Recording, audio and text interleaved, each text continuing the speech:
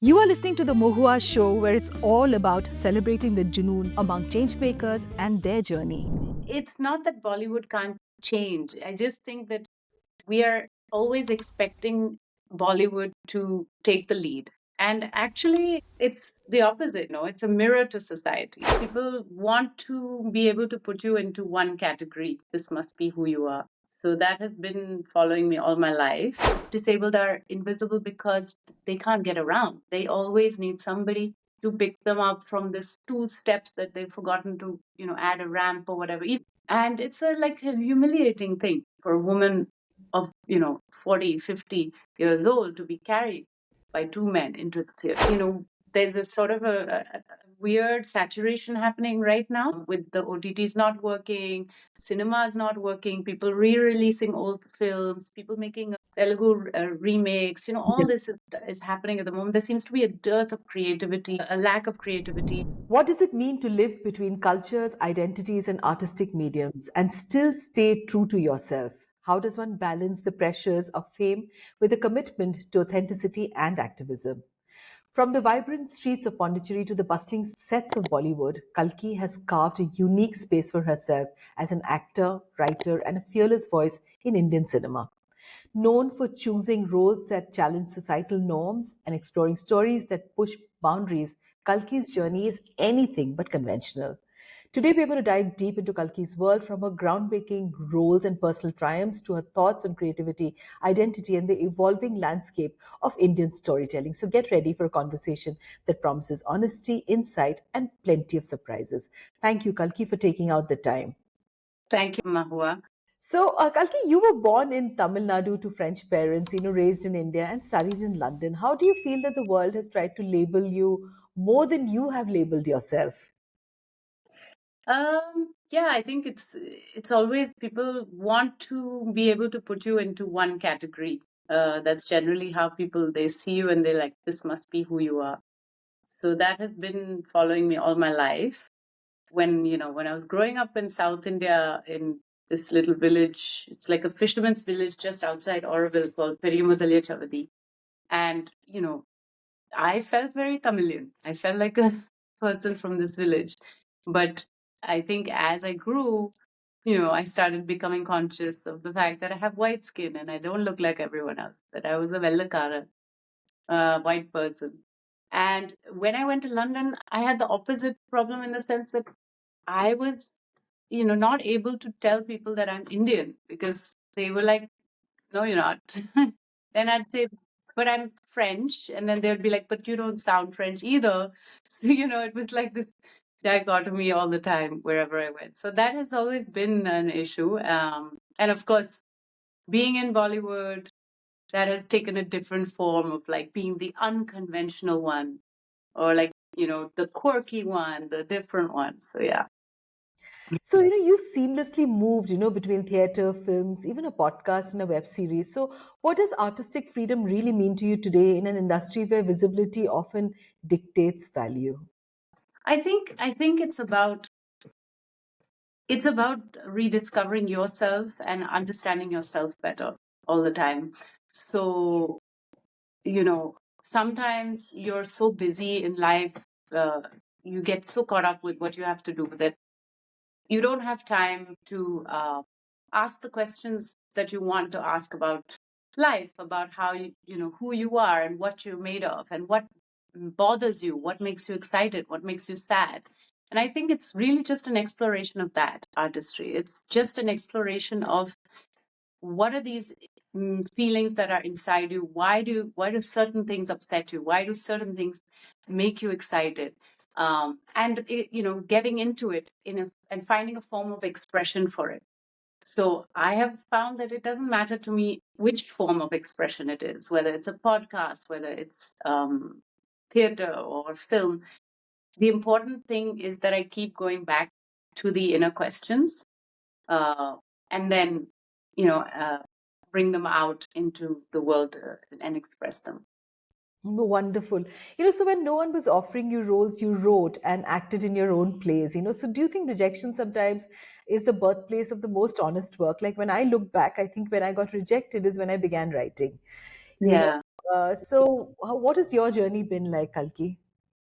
Yes, I do think that it's important to have time to self-reflect again, and often when we're busy and we're successful and we're working all the time, we don't self-reflect, we don't think as much, we just do. So it's in those periods of long unemployment, of not knowing where your next project is coming, that you pick up a book, you pick up a play, you want, and also as artists we need to keep our skills and our craft in place. Now if you're a musician, you have an instrument that you play and you every day, but as actors it's more abstract. You have to find that in, a community. You have to find people around to work with and stuff. So yeah, I do think that there are times where you need to go into yourself. You need to, you know find out what it is that makes you excited. Yeah.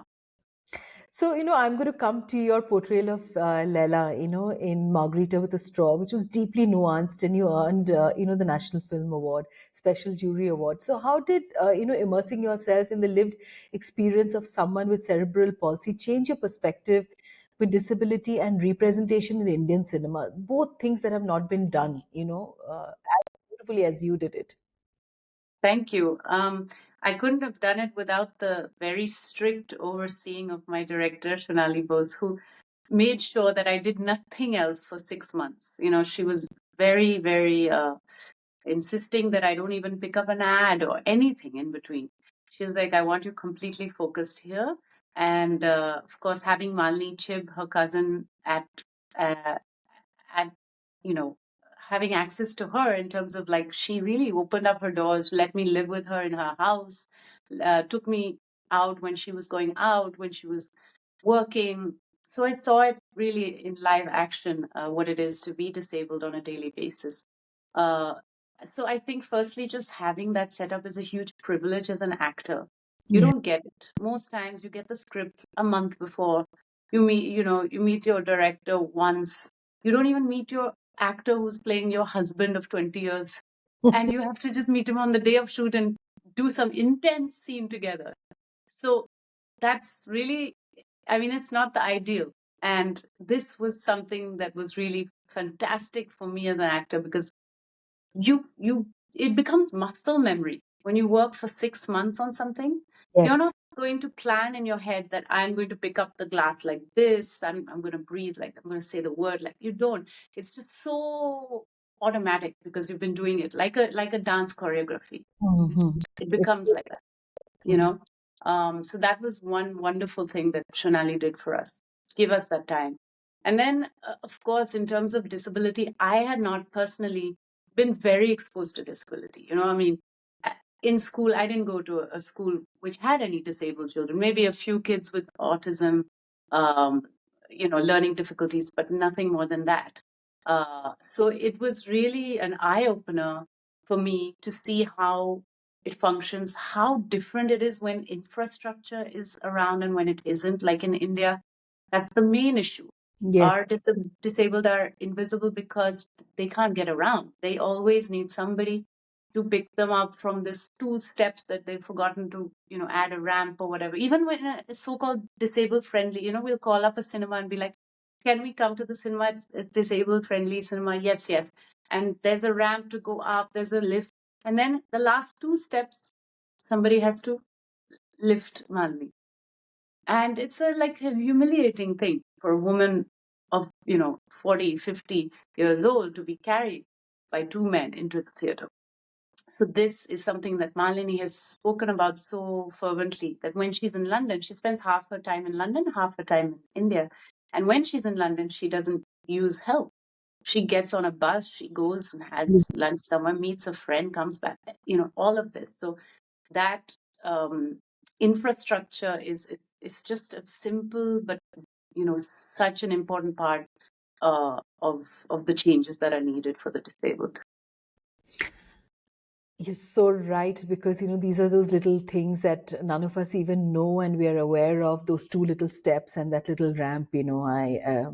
I hear you.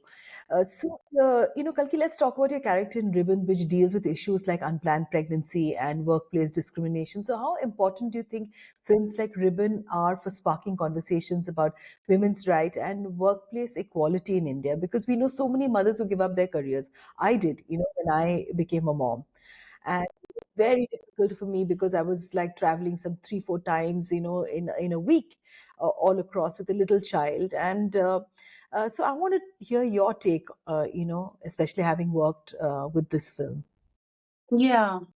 Yeah, I think so. Rakhi Sandilya is always wonderful with research. She's also a documentary filmmaker. So she had really spoken to women who had this issue. Lots of women, especially in the corporate field, expected to just jump straight back into work. Yes, And absolutely. it's really, really hard to find the right help. If you don't have your extended family staying with you, it becomes, and more we don't have that in cities. So it becomes very, very difficult. And I have felt it. I mean, even as a privileged, celebrity, um, there are times where I've just not felt like I've had, I didn't have, there was in between nannies. So I didn't have a nanny. So I wasn't in a situation where I could leave my child. And it's really, really very also within the industry. I have been in situations where I had my daughter with me, and they were coming at odd hours of the night to disturb, to try on like costumes at like, even though I had been like, okay, this is the timings I need while I have my child with me, and Yes. these are the timings I can shoot and work. But they were like, not able to respect those boundaries. You just have to be available all the time when you're on a set. That's kind of the assumption. And when you have the exception, like I had an exception where with Goldfish film where really everything was working around my needs as a mother. It really makes you able to work with ease. It makes you able to do your job properly. Um, and I feel like it's such an ignored part of society in corporate fields. Somehow it seems some radical idea that you can have a kindergarten as a corporate, like part of like a corporate. I mean, they have like restrooms, they have coffee rooms, they have all kinds of things in so many of these corporate buildings and companies, but they don't have the basic necessity, which is have childcare Yeah, for your kids, for your employees who have kids. And absolutely. somehow when you mention it, it becomes like, what a radical idea. No, no, we can never do that. Yeah.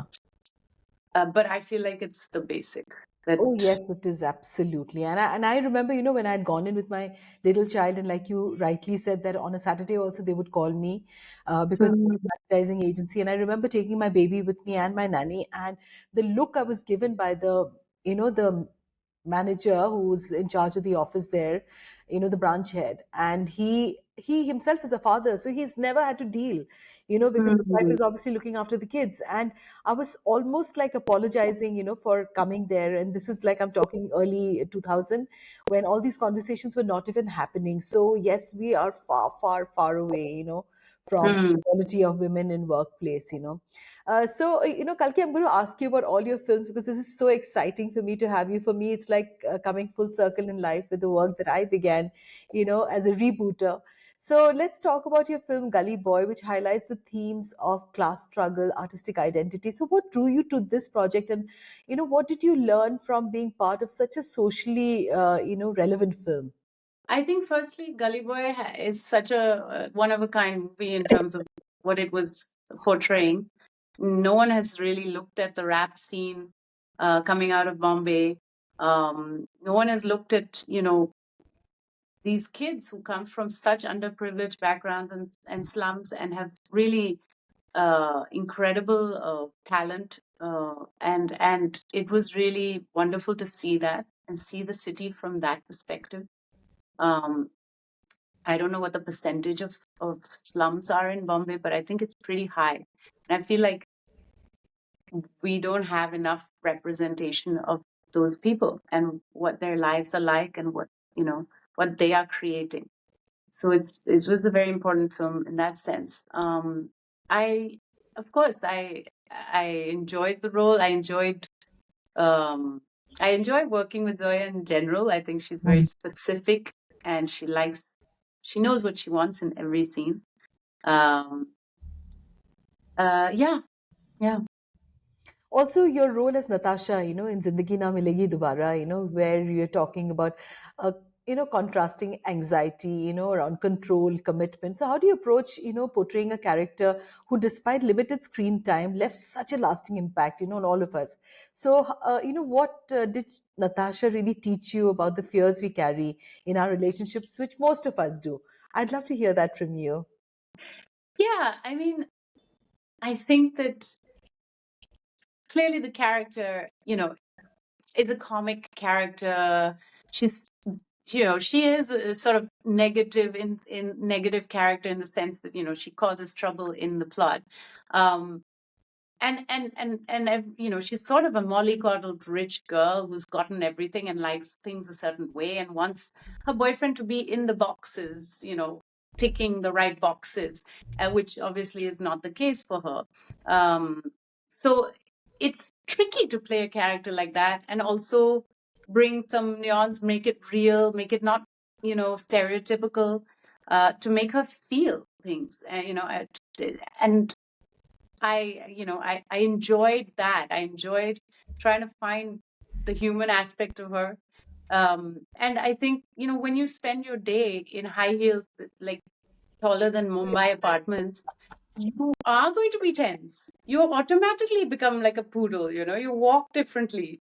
Your dresses are tight, your clothes are tight, you're constantly, your hair is perfect, your makeup, it's like it takes a lot to maintain yourself like that. And she seems to be somebody who's always having to keep it together, and obviously can't. And that's what comes out in the story. But it was a lot of fun, to play. And of course, the Rock Chick song was one of my favorite moments. I love the description of like a poodle, you're Yeah. constantly. Yeah. The minute you get on into those heels, you're like, oh yeah, my spine is taller, everything is a little proper.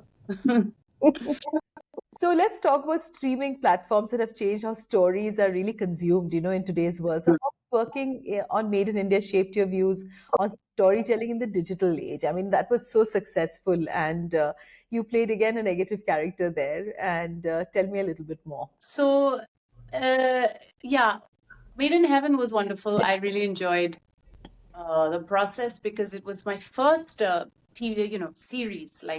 And I feel like with series as an actor, you just get to do a lot more because it's a longer stretch. The character has more things to develop as you go along. So I really enjoyed that process. As far as OTT goes, I feel there has been there was this kind of boom when OTT started, and there's been this wonderful you know opportunity for all kinds of talent coming into the cinema, not just actors, crew members, writers, everyone. And I feel like now it's starting to get into a rut again, and everybody is kind of doing the same thing, and you also don't know what to watch anymore. So I feel like we're at that cusp of, again, radicalizing, changing, Yeah. bringing in more creativity, which is always a good thing. It's again that thing of being unemployed and then finding good work. So I really enjoyed the process of it, and I hope we have another season sometime. No, of course, we all wait to watch We you. all want to know what happens. Yes, absolutely dying to know what happens, after that. That's true. Yeah. So what about, image building, which is a huge aspect of Bollywood? And for someone like you who's always spoken her mind, how has it been for you to navigate this entire thing, Kalki? Um, wow. So I feel that uh, it's very hard to build an image. I'm very bad at it. I always say I'm too honest, and I always say the wrong thing. And then I don't even realize it's controversial. I just realize it later when there's all the clickbaits that come on, and people are like, oh my goodness, Kalki is having a baby without getting married. I'm like, oh, I didn't realize that was. So I don't think I have the same filters as everybody else. I don't know. Thank God. Yeah, so I feel I'm not very good at it. I've never been very good at it. I think PR has given up on me. They're like, "Arey, chhod do, ye Kalki aise hi hai." My PR, they're like, okay, fine, say what you want. So I'm never PR trained. I'm never told what to say because I can't really, either I start speaking fully or I don't speak at all. Then I Yeah, become very stiff. there's no in between for me Yeah, also. I become very stiff if I'm told I have to only say this.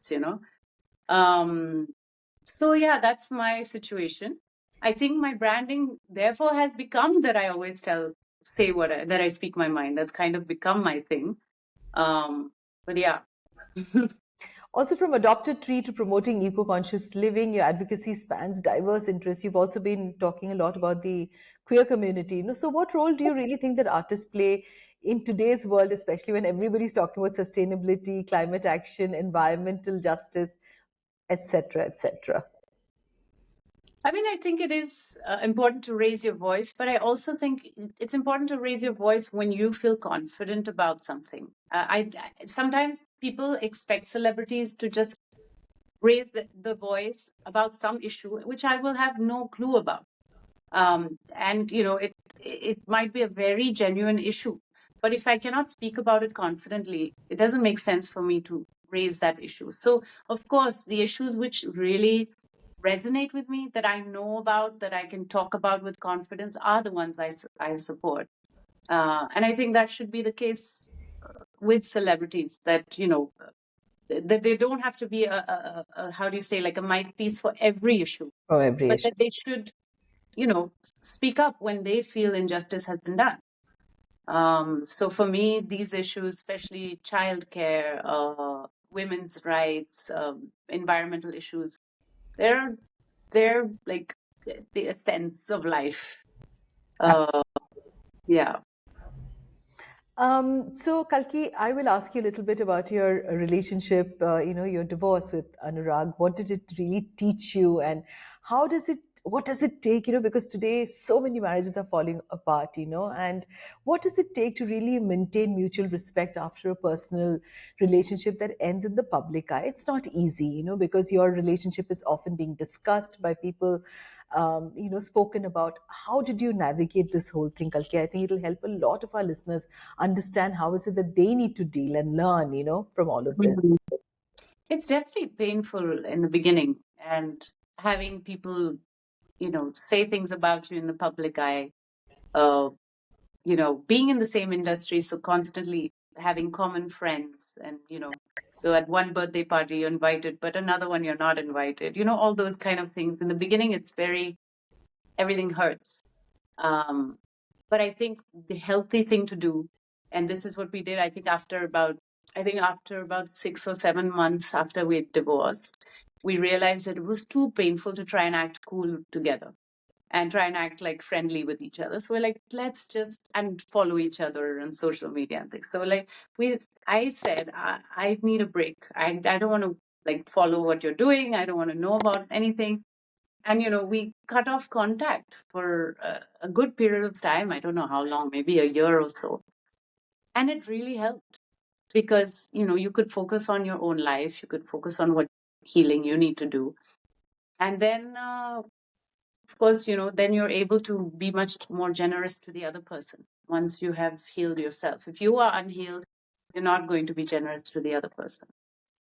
So that's a very important part. And you have to allow that space and time. And unfortunately, some relationships don't allow that. Like Yeah. some people are very insisting that you keep the relationship, friendship going. And of course, it gets much more complicated if you have a child together, where Mm. you do have to if on a daily basis talk to each other because you have a child. So there are issues which make this complicated, but I do feel that respecting that time apart is a big part of healing.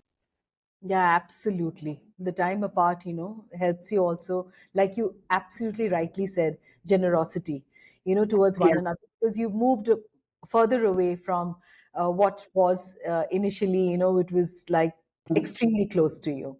So let's talk about motherhood. And it's so cute when I see, all those photographs that you put up of, little, baby clothes, and I can see little pictures of you because I follow you on social media. Motherhood as you present, is both beautiful and brutally honest. So how has becoming a mom shaped your feminism, or even the creative process? How has it been for you now that you're a mother? And then I'm going to come and ask you also about water birth. Hmm. I think it's turned my life upside down completely. It's like the messy house that you have when you've just had given birth, and you just look at the mess around you, and you're like, what have I? It's like a tornado has passed through the house. What am I gonna do? How am I gonna get this back in shape? And after like some, you know, 6, 8 months, you start to like organize things, and your life starts to look a little, but it's rearranged in a completely different manner because now your baby's crawling, and you Yeah. not need to make sure she's not bumping into things. And so it's, I feel like you're now in a constant movement. Like every 2, 3 years, we'll adjust to what she needs. Now we've just moved again because her school was far away, and if she's going to pick up some strange hobby, I don't know, maybe like ice skating, and we can't do it here, we will uproot our lives, move wherever, figure out our work around this child. That's how much you invest when you have a kid, right? Absolutely. I know what So, it's like being a mom. right.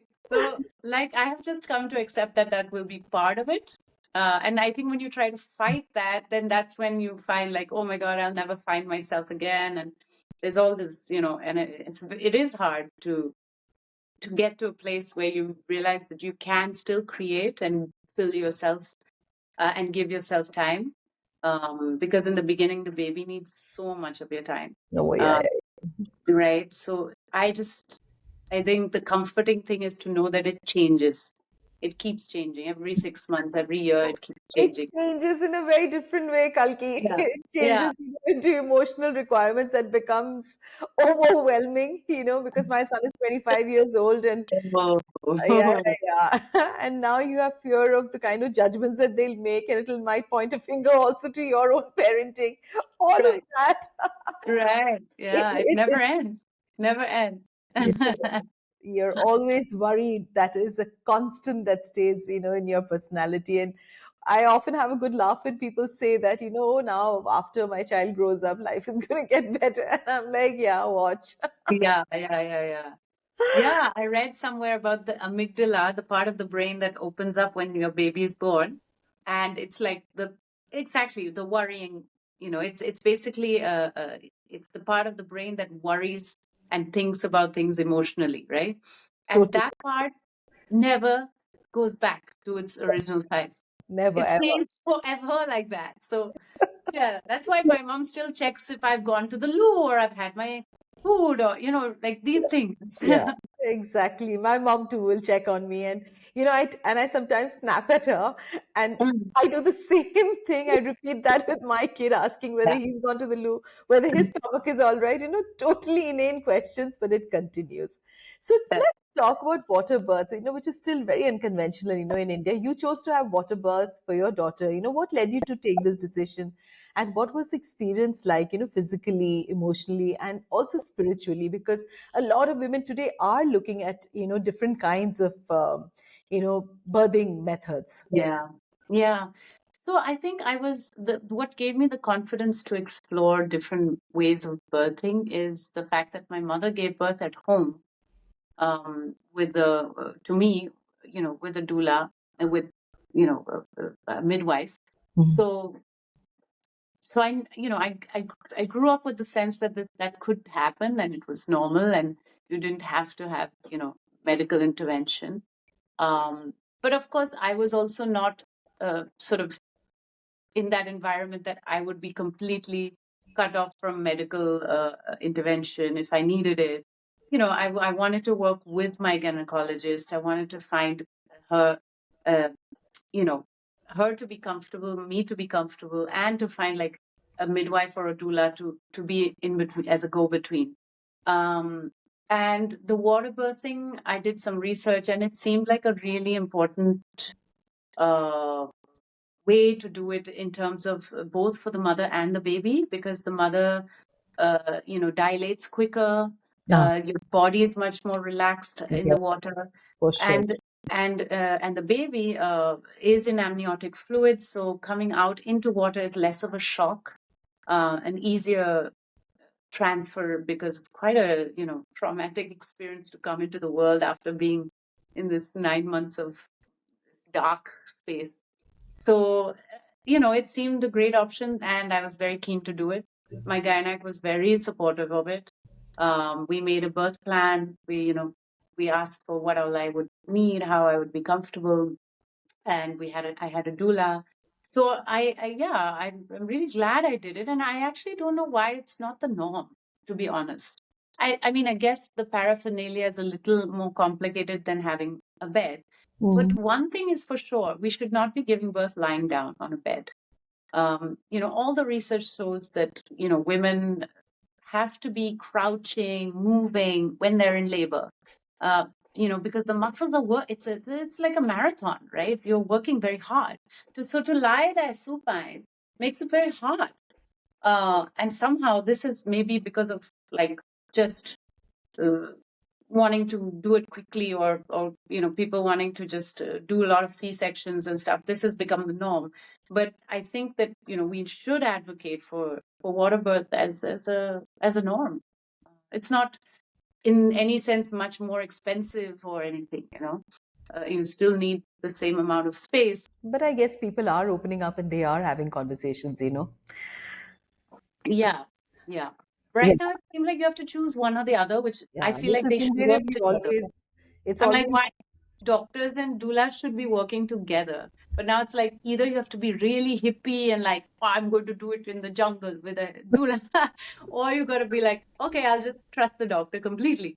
Hmm. And I think there's a nice in between space that we need to find. Yeah, which is a tough one because considering that medical world is a very, very money-making machine, so cesarean sections are often constantly like recommended to people, and Yeah. also I think our capability to handle pain and all of that threshold is reduced. Um, Mm, so that whole yeah. threshold for I sure. also convenience. Many of my Yeah, friends in the industry have like, I've chosen my date. yeah. I know exactly when I'm going to have the C-section. Mm-hmm. So it's also just convenient for some people. Mm-hmm. Um, and I guess that's also fine. I just feel like the option should be there. Yes, I agree with you. So, what do you think that the world most misunderstands about you, Kalki? Oh, misunderstands. Yeah. Uh, I guess a lot of people, because of the characters I play, think I'm quite a problematic person. I think a lot of characters I play are quite dark, and yeah, I, Mm. I, I think that I'm actually quite a optimist in life. I You like are. to, You're yeah, a I like to, beautiful actor. You're a fantastic actor. Yeah. yeah.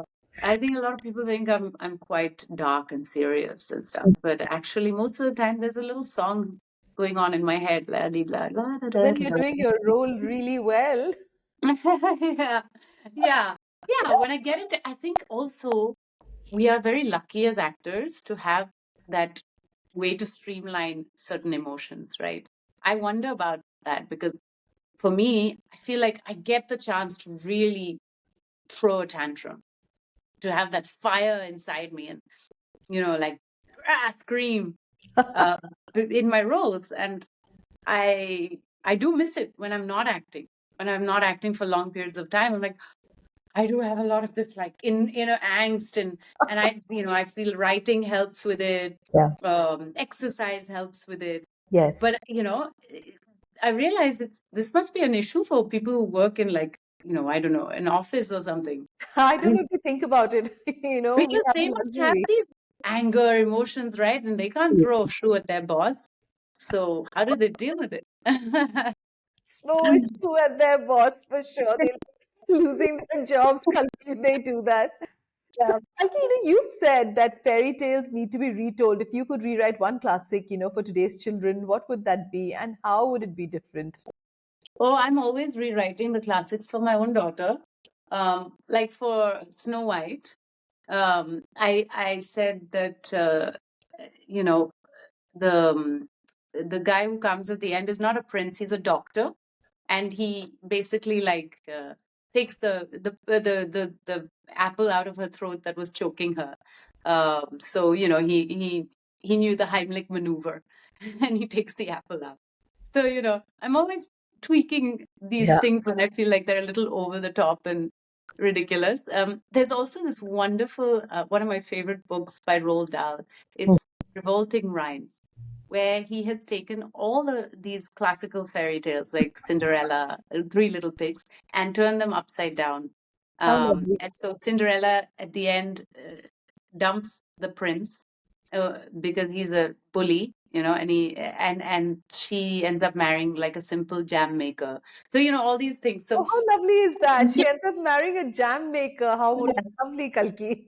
so yeah, so they're very subversive and wonderful. So yeah, I think that most of the old fairy tales need to be Oh, rewritten. for sure. Absolutely the kind of fairy tales that I read as a child. Yeah.